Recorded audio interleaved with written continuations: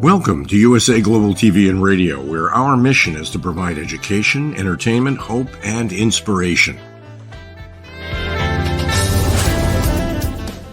USA Global TV and Radio connects you with experts and audiences all around the world every single day to help you succeed in business and to live a richer life.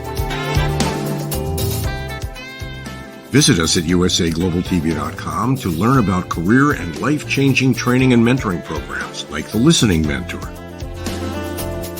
Subscribe to our newsletter to stay informed about our special programs and offers.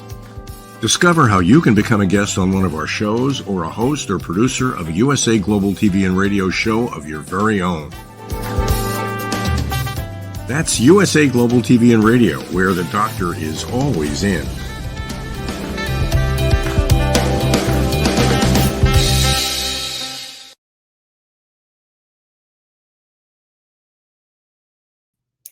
Good morning, good afternoon, good evening. Welcome home to USA Global TV and Radio, where we proudly provide world-class global education, inspiration, and hope. I'm Dr. Jacalyn Kerbeck, and it's my pleasure and honor to host this show today. Our show is The Power of Etiquette and Manners, and our topic is the etiquette evolution from honeymoon to everyday life. What does this mean? We're going to find out as we welcome the star of our show. His name is Mr. Philip SYKES, and he is the principal and founder of the British School of Excellence. Let's welcome him to the program. Hello, hello. Hello. Friday. Yes, it is. It's an absolute pleasure. And by the way, we already have a comment from someone on LinkedIn. Kanita Al Arabi. Hello. Hello to you. Thank you for being here. Fantastic. Already people are coming in. That's wonderful. How are you, Dr. Jacalyn? I'm doing well. And you and I are both in the state of Florida. So our thoughts and prayers go out to all of those who have really struggled, suffered, lost, or still struggling. So we're here with you. So thank you so much. Philip, you have done so much to change lives across the world. And it's an absolute pleasure to think that very soon we will be meeting in person. Tried that before, and it was my problem. I fell down on that, but it's going to be happening soon so that I can actually see the magic taking place in person. Tell us, what was the motivation for you to start the school, the British School of Excellence, which was the British School of Etiquette?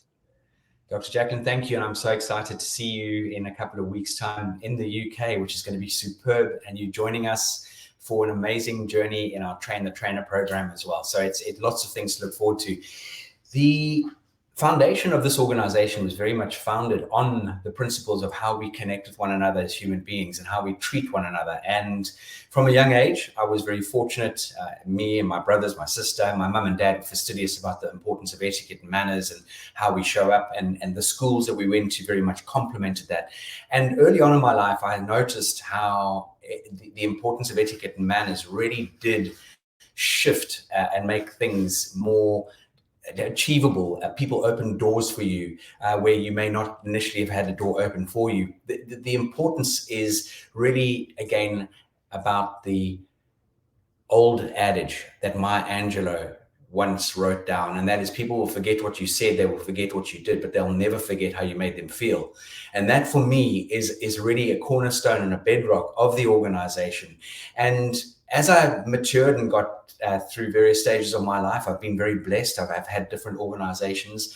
I always had this burning desire and calling to help people advance in their lives, whether it be in their personal relationships, whether it be in business, whether it be in friendships, whatever the sort of scenario is, and really where we can go to universities, we can be very academic, but if you don't have these quintessential, what I like to call hardcore life skills, you tend to find those people who lack in this area tend to end up either failing or not progressing as fast and as dynamically as they could. And this is where the British School of Etiquette, now the British School of Excellence, finds a phenomenal position in this world, especially in a world where AI is so prevalent right now and people are leaning on digital and machinery.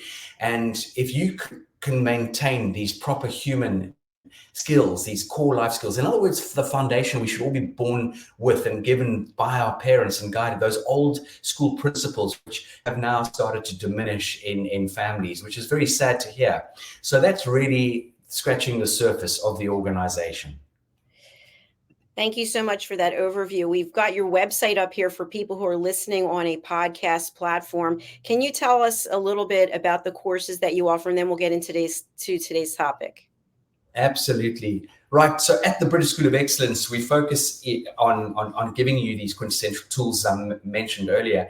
This is not about a list of rules of do's and don'ts. This is giving you real fundamental tools and skills. These are not tips or tricks. And we have a range of products. Our core focus is the polished professional, which is pretty much for anybody who wants to elevate themselves, not only in business and in their careers, but also in their lives. It is such a diverse process of material that we deliver to you, and you're never too old to take on coaching and training. I know, Dr. Jacalyn, you and I are always looking for great coaching programs, and we are always avid learners and spending and investing a huge amount of money into education. And we had actually some feedback from a gentleman not so long ago in his mid-40s who said he's been in business for many, many years, and he quoted, his name was Uwe, he quoted that this course is not just for people in businesses, it's for everybody, and everybody should take this program because it'll enhance and make a big impact on their lives. We then have Train the Trainer, and our live Train the Trainer, it'll be the second one since COVID in London, starting on the 11th of November. Now, this program very much focuses on anybody out there who wants to make an impact in anyone's life or their own lives. And it really is about giving you these tools. We share everything with you. We give you the Coca-Cola recipe on how you can go out there and deliver this material in wherever you are in the world, in whatever culture, whatever background you come from. The Train the Trainer is a 5-day intense program with continued support off the back of Train the Trainer. Those are just 2 courses that we're just touching the surface on. The rest, we focus on children, teenagers, we focus on emotional intelligence, we focus on working with organizations, on customer excellence, customer service. How do you make your client, in other words, your guest, feel? So that's just scratching the surface. Fantastic. And again, here we have a list of the courses up here for people who can go to the website, thebritishschoolofexcellence.com. Okay, today's topic, the etiquette evolution from honeymoon to everyday life. So when I interpret that, to me, it means we meet someone, maybe we're in a new relationship, maybe it's a new job, whatever it is, and everything's great, and everyone's yesing and pleasing and thank you. And then as we start to get to know someone, or we're more involved in our work, we let our hair down, so to speak, and the real us comes out, which can be somewhat of a difference from the person we presented ourselves as. What comes up for you when I share that, Philip? Dr. Jacalyn, that's such a nice analogy. It's almost if you look at an iceberg floats, predominantly with a huge base under the ocean, and there's just the tip. And so people initially see a few aspects of who you are, how you're showing up, and all that sort of thing. And then only after a period of time does the base of that iceberg start to show itself. And this is something that I think all of us have experienced along our journey in life. Yes, very, very true. And what I've also found is when our partner, for example, our partner's behavior starts to change, then we can address it in certain ways. But sometimes people will just start yelling at the other person. What's wrong with you? Why are you acting like this? That's not who you showed me, on and on. And then the fire starts to get higher and higher and higher. And then the relationship, which could have been saved at some point, seems like it's almost doomed. What are your thoughts? Definitely, and this is where the power, as you know, in the British, under the banner of the British School of Etiquette and Excellence, we utilize the very strong sort of title of the power of etiquette, manners, and emotional intelligence. It's very much a circle. It's 360, and I've always maintained that if you've got good emotional intelligence, it's almost near impossible to have bad etiquette and bad manners. Now, in our relationships. And I'm going to deviate from your question slightly, but it's all about respect and appreciation. Even in our intimate relationships, just those little gestures like thank yous and pleases and may I I'll make you a cup of coffee. May I help you? Or, not interrupting. And one of the key areas that I think you are phenomenal at, and you've launched an incredible course on that, is the importance of listening. Listening to understand, and not to necessarily respond, and giving your partner the opportunity to really connect and engage with you on that level. And this is Dr. Jacalyn, this is the EQ element, the emotional intelligence.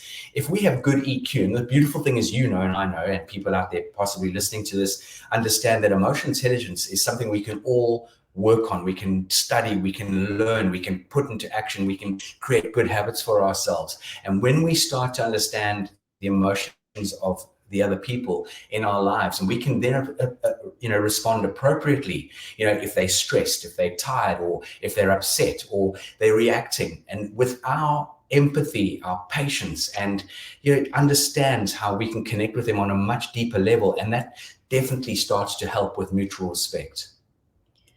Excellent points as always. And I think something else, when we think about how we're showing up, we can be aware of our own feelings. I know myself, sometimes if I'm not feeling 100%, I know it's not a great time to have a conversation or maybe go into a meeting, but yet there are times when we have to. So we have to keep our emotions in check, because sometimes that can be the exact reason why we're being snippy with someone or not being as friendly.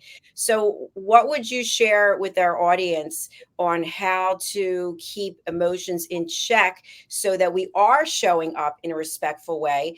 And second part of that would be, when is it permissible to say, you know what, Philip, this isn't a great time for me to have this major lifetime decision that I've got to make, because I'm just not feeling up to it now. I need a little time. Sure. Those are two great points and questions.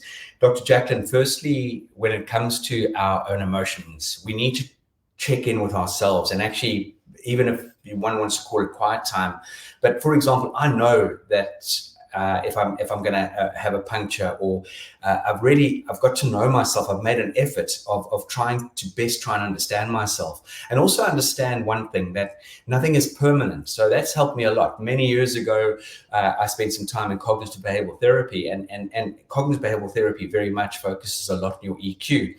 And it was very, very poignant for me to understand that when you go through various life-changing things in your life, whatever that might be, it could be positive, negative, whatever it might be, unfortunately and fortunately at the same time, there's going to be change, and things are going to move on.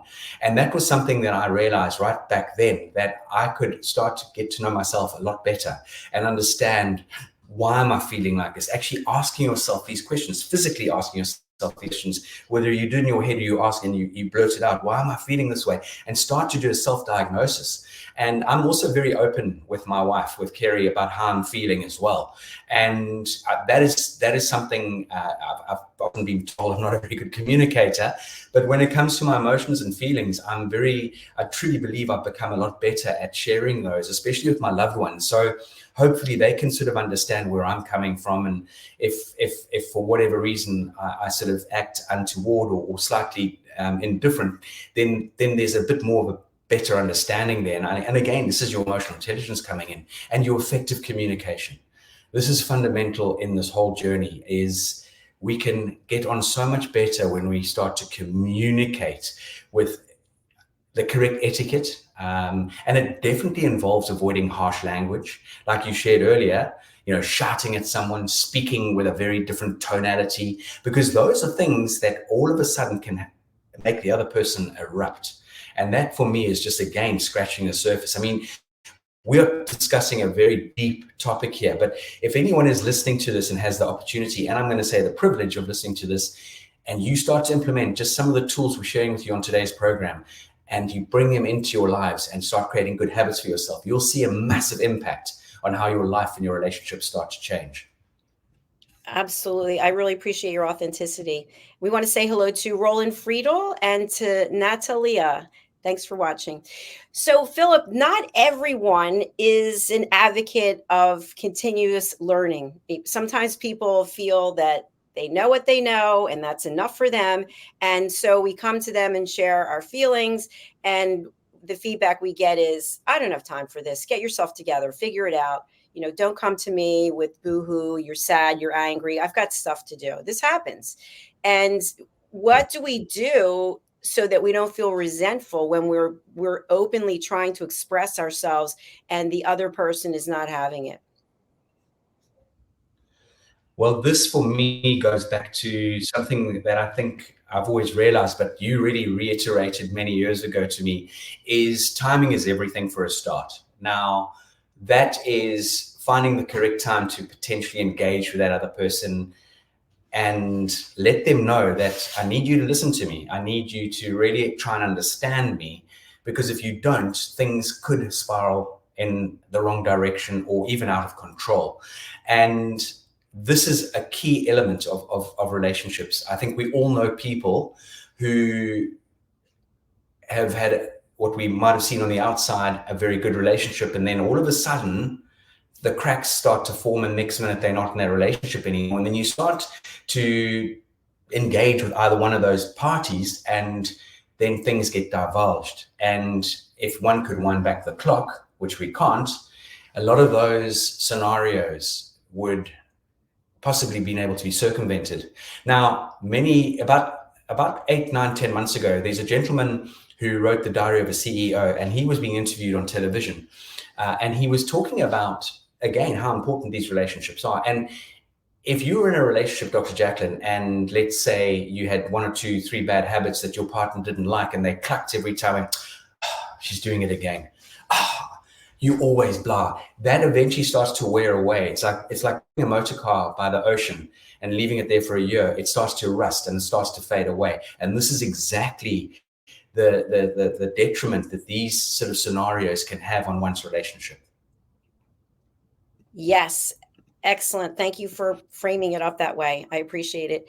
What I'm also thinking about is I've been watching a reality TV series, which I'm not going to say which one it is, but it's about people getting to know each other through a wall. They never actually see one another. And then they make a decision if they want to get engaged, and then they actually see each other. And so on one of the recent episodes, it was interesting because one of the people had a completely separate life. It's the dual life, if you will, and yet had all this time because you never saw the other person. You were being open, you were sharing your emotions, and this person never shared anything about this other part of this person's life. And I think that happens quite a bit. And so my question to you is, in order to truly have emotional intelligence, is it appropriate, is it proper to literally spill the beans on every single thing when you're, let's say, applying for a job or you're starting a new relationship? When is it that you open the faucet and just let them have all of it and see how it works out? Because that's typically not what happens with people. We keep things inside because we don't think we're going to be approved, appreciated, the other person's going to like it. What are your thoughts? That's you definitely are sailing into quite sensitive and dangerous territory there, I believe. Well, let me put it and give you 2 answers. When it comes to your career path and your job interview process, you don't want to scupper your opportunity by sharing your failures. You can tell the interviewer that you back in the day you had a challenge with X, Y, and Z, and I'm not saying you're not telling the truth. You just don't need to bring negativity into that sort of interview. If you get asked certain questions, then answer it openly and honestly. But again, use important and polished skills when you do that. It's very, very important. It's key to you connecting with the interviewer. That is something which I feel, never ever pull the wool over anyone's eyes. In other words, fib, tell a lie, or be dishonest. In relationships, I think there's certain aspects you can share with the person that you're getting to know. I truly don't believe you need to go in with all warts and all in every sense of the word. No one really wants to hear about the relationship you had with your ex-partner, this one, that sort of thing. I can assure you it's just going to potentially cause a definite sort of disruption in that relationship. Maybe not immediately, but maybe later down the line. Something triggers and then something gets said by the other person shared something with a while ago. So I would be very sensitive in that area. Again, if you do ask someone a question and they're not that open or keen to answer it, don't poke the what do they say? Don't stoke the fire. Just leave it, let it be, because it's really, let's look at the future. Now, there are obviously things from one's past. If you're an axe murderer, then that should be exposed. Heaven forbid. But interestingly that you asked this, because just the other day I was, in the motor car, and there was an interview with a woman and a man who was starting to date. And then he then found out that she was pregnant from her ex-partner, but she didn't divulge that. And now all of a sudden there's this conflict, and she couldn't understand why he had backtracked and he had sort of started ghosting her. And that was a huge debate. Now, in those sort of situations, that's where you need to be very open. Yeah, it's a tough path, because especially if you know, based on conversations you've had with the other person, that they're not open to whatever it is. And just a simple example, we have a big election coming up soon. And if someone said, well, I'm in this party, and the other person's in the other party, it might be a subject that you just don't even want to broach because you like the person, but that could be a deal breaker, that they might say, well, then you're out. But the other thing is, how much of an issue is it going to be down the road that you may then end up breaking up because of this, and it wasn't the right person for it. You weren't right for them. They weren't right for you. Well, you got to take your chances. I think if there's certain beliefs, then that definitely must be exposed from the outset. I think that's very important. And I absolutely wholeheartedly put a stamp of approval on that, in the sense that when it comes to beliefs and religion or whatever, I don't mind who's doing what and who's voting for who, but it must be discussed and brought into the open. Not too late she cried, and then all of a sudden you're starting to bang heads over a political decision or a religious decision. Or it's the same as principles. So let's say two people get together and they decide to have children, and they can have children, and then the one parent has a completely different approach in the way they would like their child to be educated versus the other person's approach. Then there's going to be banging heads again. Yes, absolutely. So let's talk a little bit about expectations, because if you think about it, you've been on a honeymoon, I've been on a honeymoon, and then there's the reality of the marriage. So is it really valid for us as humans to think that we could have a honeymoon every day of our life? Or is that just, ridiculous? Because if you think about it, the honeymoon period of anything, you're usually smiling and lighthearted, and you're so excited, and you have hope, and you're inspired. And then one thing doesn't go the right way. You're like, oh, this is what it's going to be about. And so that's my question about expectations. Where do the expectations really start to fall apart when we are thinking that every day is going to be a honeymoon? Those expectations, people become lazy, or they become sort of very set on, that's your role, this is my role, I'm not doing that, I'm doing this, or not showing appreciation, or not stepping in for one another when people really need each other in situations. And again, I'm sure we've all experienced that. You see relationships starting to fray at the edges.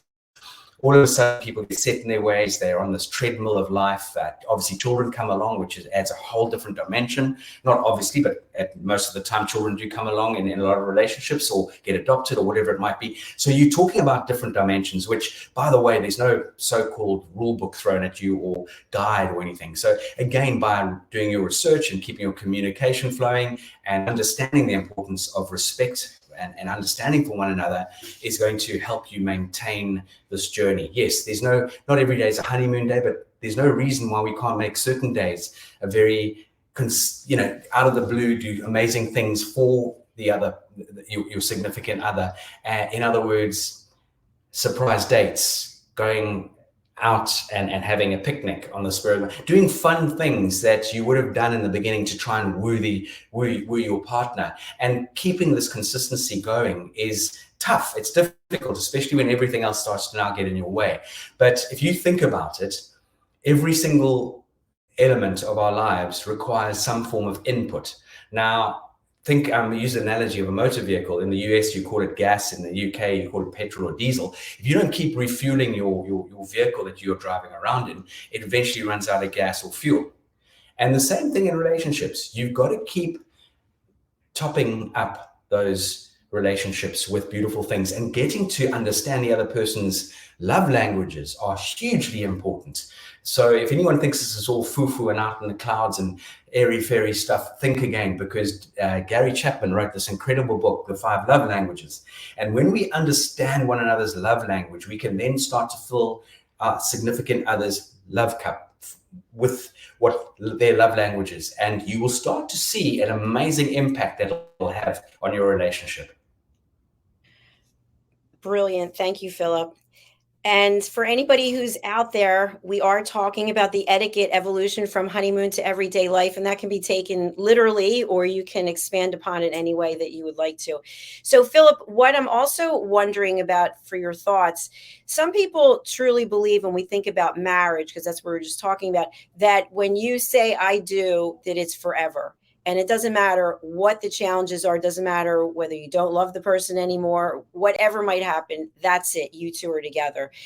And the marriage can, or even a relationship, and if you're not married, you've been with someone for 7 years, you own property together, you have children, people believe, well, we need to stay together. And other people, it's more like a drive-through. Hey, goodbye, see you later, on to the next one.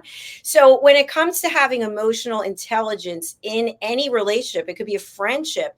When do you feel it's acceptable, appropriate, you can live with yourself, that you've given it all you have to give, and now you're raising your hand and saying, listen, I don't feel the way I used to feel about you as a friend, or it's not working for me at this organization?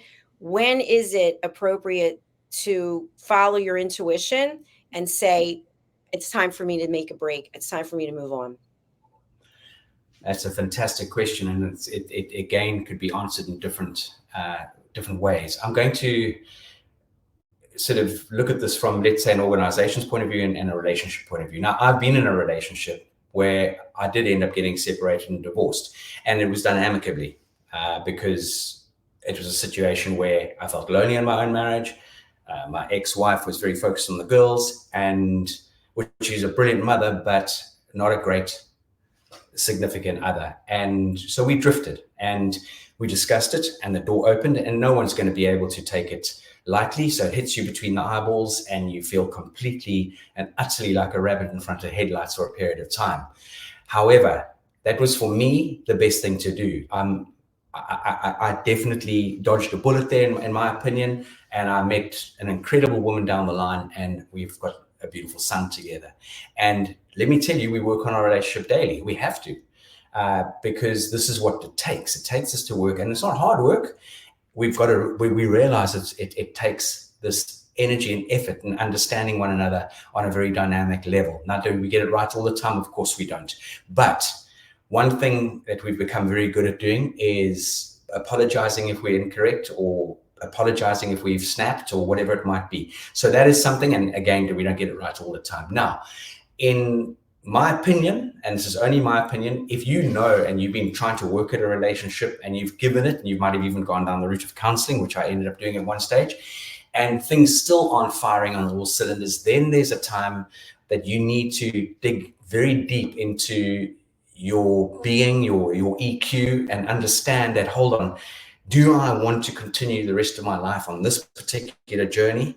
Or is it going to be better, even though I might hit some big bumps and hurts in the beginning? At least, as I mentioned earlier, nothing lasts forever. Thank goodness. I hope it doesn't. And make that break. That there is something I would advocate, not all the time, but when you have children involved, you do not make it about you as a couple, because those kids are the most important thing. You need to bring your relationship to an end in the most amicable way possible, because the pain is going to be there anyway, especially for the children. So that for me is, I'm again, just literally, as I said, this is a big question with many different views and opinions, I'm sure. On the company side of things, I would again very much, and funny enough, we talked about this on the Roy D. Rich show the other day about open communication and talking to people within the organization, the correct sort of people, voicing your feelings or your concerns at the right time is very, very important. There's no point being in an organization where you're feeling squashed, you're feeling undervalued, you're feeling that there's no opportunity for you to get ahead. Now, let's bring this together. In many elements of our lives, people get comfortable and they will just very happily just, cruise through that relationship, cruise, and it's not a pleasant cruise through that business job role, and they're miserable. They'll have times of happiness when they may be with their mates and things like that, but deep down, their day-to-day lives are not as enjoyable as they could be. I'm laughing about the analogy with the cruise. It's not an Alaskan cruise. It's not a Mediterranean cruise. So I agree with you wholeheartedly. I also think that sometimes our emotional intelligence is put into jeopardy because we feel like we don't have any options. We feel trapped at work, trapped in a relationship, financially trapped. I can't do this because I don't have the money for that. And so that starts to affect how we're showing up. It also can affect our health. And so our body is probably saying to us, listen, you do have options, but you're choosing not to look at any of them because we are afraid. So as we're coming to the last part of our show, I'd love to have you share with us how fear, how insecurity, how negative emotions can impact the EQ that we desperately are needing to keep as a high level as a society. Yeah. Wow. Okay. Look, I know that's happened to me, absolutely, at times, in the past, where all of a sudden the EQ goes out the window, and it almost magically sort of horribly leaves you at times. That is where, again, I feel by opening up and communicating with your partner, whether it be in business or in a relationship or friendships, is communicating with people about, if, for heaven forbid, something X, Y, and Z happens and you see that I'm not really on track here, or I haven't got my house in order, please approach me, even though I might snap at you. I know this is obviously easier said than done, and I'm putting it out there in the sense of bringing our communication skills to the forefront here. And I think with regard to having good manners and good etiquette, and sharing your views in life, giving people your overview of how you like, and people see you, how you're showing up, funny enough. And funny enough, this was something that was brought to my attention back in the late 2008-ish, people were noticing that I wasn't my normal jovial, possibly even hyperactive self at times. And they started to see that there was definitely fraying at the edges, which really gave me a big wake-up call. And then I had to then again realize myself and re-engage with my emotions. By the way, for those out there, emotions isn't something you just suck on your thumb and it comes into play. I've got wonderful reading material which I delve into on a regular basis on emotion management, on mindset, on how do we, implement and help ourselves and ask other people to help us and keep us accountable. It's a real sort of process. This is nothing short of taking time and energy and creating good habits for yourself. And one of the things that really helps me immensely is my gratitude journey that I go on every single day. And it's very powerful. So that again is something, and I know I'm afraid from your question, but I'm trying to give people these significant tools that if these sort of things start to fray, that you can start to check in with yourself, or people can check in with you. That's what it's all about, providing the world-class education that you do day in and day out. So I'd like us to move on to anything I haven't asked you when it comes to emotional intelligence, or anything that you're hearing from the cohorts, the people who take your program, maybe some outcomes from the Train the Trainer program. Yeah, that's a beautiful question. And I wish I had my beautiful box of cards and thank you letters, because literally through the organization, we change people's lives. We give them a completely new angle and perspective on life. And don't take it from me. One can go onto our website and see the feedback and see the sort of input that people have received from us and what their output is, whether it be video testimonials on our YouTube channel. But we share these skills and these tools with our amazing students. Now, we've all got choices in life. You can either implement them into your life, or you can continue the direction you were going in. If you continue the direction you're going in, nothing's going to change. But if you shift your focus slightly and you start to implement these changes, see how your life starts to unfold and how your relationships become more solid, you become more confident, you become more resilient, you become more dynamic in how you show up on a day-to-day basis. And this really comes from the inevitable, I think, in anything with a long-term relationship, whether it be external pressures like work and family issues, or internal conflicts between a couple, when we when we are consistent with our good manners and our good etiquette, it will absolutely help us through those tough times. And that comes from that big word, respect. Respect is crucial in life. Okay. Emotional intelligence will help us as human beings, as couples, whether, storms that come across our lives, partners, I know for a fact, with a good EQ can handle stress and conflict a lot more calmly. And they learn to understand that difficult times are, as I mentioned earlier, are temporary. And I think we're stronger together than trying to find our way through the dark times. We're stronger together, even though your significant other or the business partner might not be on the same page as you. At least by voicing your concerns, or voicing your challenges, or voicing your thoughts and ideas, your emotions, they are there to guide you and support you. And this is what we show and deliver in almost 99% of our material, because as I mentioned earlier, the British School of Etiquette and Excellence was never founded on, oh, don't do this, don't do that, you must say this, you must say that. Not at all. It's how do we show up every single day? How do we bring ourselves to the forefront of life? And how do we interact with people? How do we make other people feel? How do we connect? If you ask me, is it about the knife and fork? Is it about table manners? Of course it is. It goes into so many aspects of our lives, Dr. Jacalyn. Absolutely on point as always. And you mentioned that you didn't have your book of reviews, and we have online some reviews from your clients. So let's take a look at that, because I think that's really important. Some of them are very recent as well. So all positive, fantastic. It's fantastic. It was a good thing. Thank you. We could go on and on, that you've changed the lives of so many people. Very helpful and enlightening, yet easy to follow. Good thing, and overall work was nice. Thank you for this wonderful and very informative course designed to share via your website. I will be coming back for more courses. Thank you very much for the life skills course. The course was helpful. The only suggestion I can make, the materials, they had the materials, which was great. So this is all positive experiences, and all 5 stars. So what would you like to share about this? Well, we've exposed ourselves, as any organization does, in, let's call it, the hospitality sector.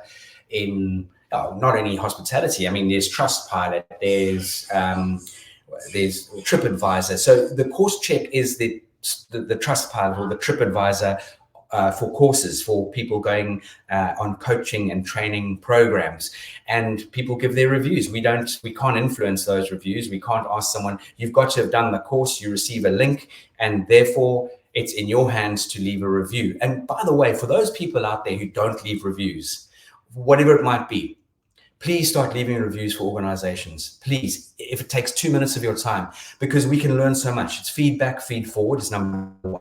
Number 2, people work so wretchedly hard at building their organizations and businesses. They need to know if they do it right, and they love the compliment, but they also need to know where they could better themselves as well. And we're very blessed. We've got 9 out of 5 stars course check. I believe on our Google channel, whatever Google feedback, we've got a 4.7 or 4.8. But there again, Google, you can get hackers, or you can get people who've never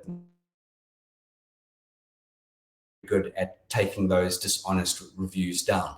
So I'm just urging everyone out there, whenever you take on coaching and training, Find out what past students have experienced, where they were and where they are now. And this is a crucial, important step in the right direction.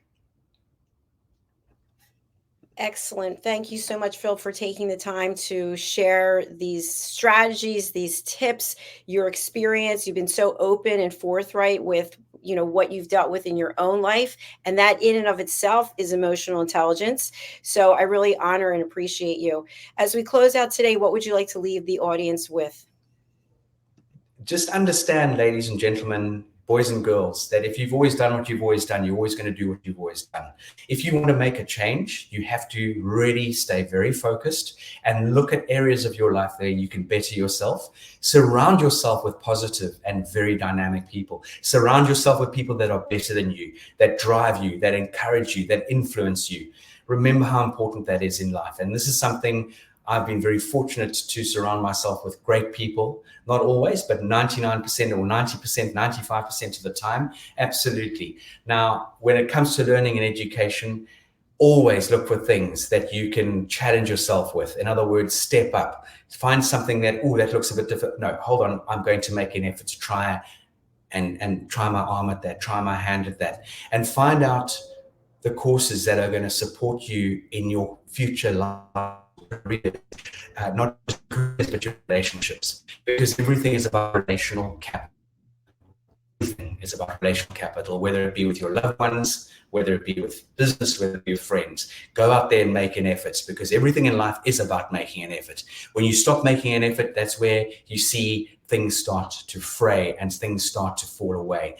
And just on the topic that we've been talking about today, I just wanted to, share with all of you that in this particular arena, it really is about giving a little bit of input on a daily basis to your business colleagues, your loved ones, just that offering a cup of tea, for example, or taking a walk together, or going out for a date night, or doing something that your partner, they love, but it might not be your so-called cup of tea. You've got to keep topping up everything that you do in life. Yes, you do. And something that comes to mind, I think that dovetails nicely with what you're saying, is take 10, 15 minutes, 20 minutes a day, instead of maybe doing something you always do, and do some reading. Go to the BritishSchoolOfExcellence.com, take one of your online courses, do something where you're continuing to grow and better yourself. And it's such a great feeling. I know for myself, when I'm doing something that's productive, that I find value in, that I'm helping others, I feel good about myself. It's those times when you have low energy and you don't actually do anything, and then you start boo-hoo, feel sorry for yourself. And once you think about other people and turning it around, instead of, we've said this a million times, but why is this happening to me? What can I learn from this? This is an opportunity. What am I meant to learn from this opportunity? Philip, it's been an absolute pleasure. And I'm super excited to be meeting in person, as we shared. And thank you again for being here. Thank you for being one of our sponsors. And as we close out, can you tell our audience a little bit about the Royally Rich Lifestyle Show and your role there? Certainly.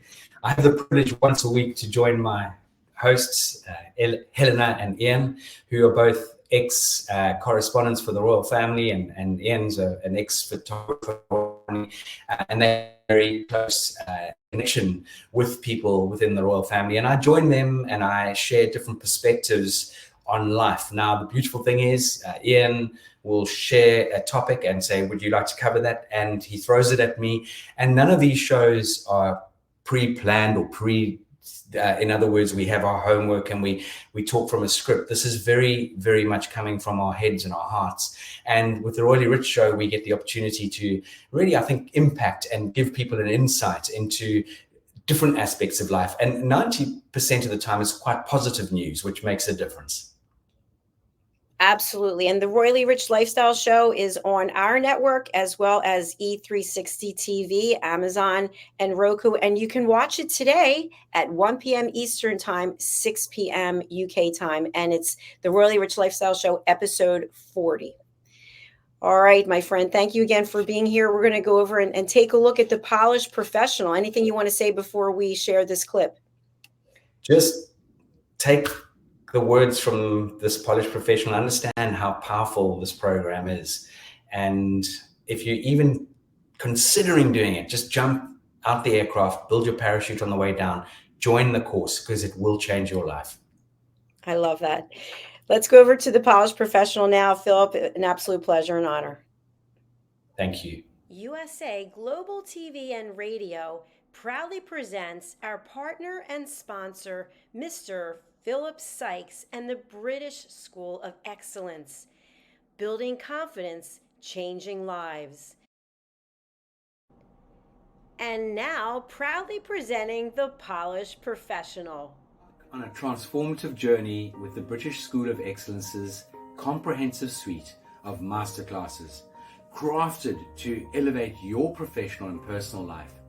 8 outstanding modules will elevate you to the next level. Module 1, Exploring Life's Purpose, delves into the depths of self-discovery, guiding you to chart your unique path to fulfillment and success. Module 2, Mastering Professional Presence and Confidence. This masterclass is a deep dive into the art of self-assurance and commanding presence, which is essential for standing out in today's competitive landscape. Module 3, Learn the secrets of visual impact, how to curate a personal style that amplifies your professional brand. Module 4, Mastering Professional Etiquette and Communication Excellence, navigating the nuances of corporate interaction with grace and tact. Module 5, Elegance in Eloquence. We impart powerful techniques to captivate and persuade any audience with your oratory skills. Module 6, Unlock the potential of your emotional intelligence, EQ, and harness the ability to connect, empathize, and lead with emotional savvy. Module 7, Mastering DISC, building a gateway to understanding behavioral styles, fostering better personal and professional relationships. Module 8, Mastery in Dining Etiquette, building your confidence to perfect the subtleties of dining with finesse, enhancing your social savviness at any table. Step into the Polished Professional program where poise, elegance, and excellence aren't just taught, they're instilled for life. Join us to redefine your potential and polish your professional edge. To learn more, go to thebritishschoolofexcellence.com. The British School of Excellence are investors in people. Let us invest in you.